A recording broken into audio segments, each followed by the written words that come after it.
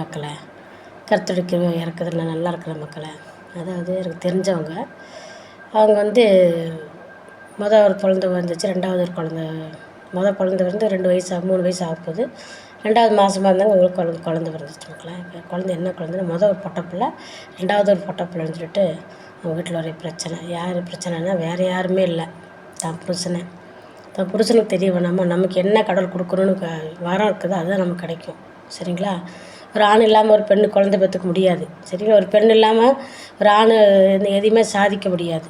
சரிங்களா? அதனால் கடவுள் என்ன கொடுத்துருக்குறாரோ சந்தோஷமாக வாங்கி கொள்ளுங்கள். உங்களுக்கு என்ன இருக்குதோ அதுதான் குழந்தைய பிறக்கும். சரிங்களா? அதனால் கடவுள் கொடுத்தது நிறைய பேத்துக்கு குழந்தைங்க இல்லாமல் அவன் அலைஞ்சிட்டு ட்ரீட்மெண்ட்டுங்களுக்கு அலைஞ்சிருக்கு. என்ன கிடைச்சாலும் பரவாயில்லன்ற ட்ரீட்மெண்ட்டுக்கு அலைஞ்சிட்ருக்குறாங்க. உங்களுக்கு கடவுள் கொடுத்துட்டாருன்னு சொல்லி சந்தோஷமாக ஏற்றுக்கொண்டு அதுக்காக கடவுள்கிட்ட பாரத்தை போட்டு நீங்கள் அதை வளர்க்குறதுக்கு வழியை பாருங்க. ஏன்னா கடவுள் கொடுத்தது எதுவுமே வந்து கெட்ட எதுவுமே இருக்காது.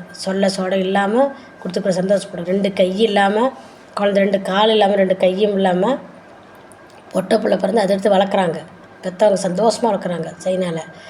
அதேமாதிரி ஒரு கால் இல்லை அவருக்கு, அந்த அம்மாவுக்கு வந்து ஒரு கால் இது இல்லை, அந்த ஒத்த கால் வச்சு அவரை தூக்கி முதுகில் கூடையை வச்சு அமுத்துக்கிட்டு அது ஒரு குழந்தையும் வச்சுக்கிட்டு அந்த அம்மா வந்து இப்போ குடும்பம் நடத்திட்டுருக்குறாங்க. அவங்க சந்தோஷமாக வேலை செஞ்சு பொழப்பு நடத்திட்டுருக்குறாங்க. அவங்களெல்லாம் நினச்சி பாருங்கள். அவங்களாம் பார்க்கும்போது ஒத்த காலில் செருப்பு, எனக்கு செருப்பே இல்லைன்னு சொல்லி வருத்தப்படுறவனை பார்க்கணும், 2 காலுமே இல்லாதவனை பார்த்து நீங்கள் சந்தோஷப்படுங்க.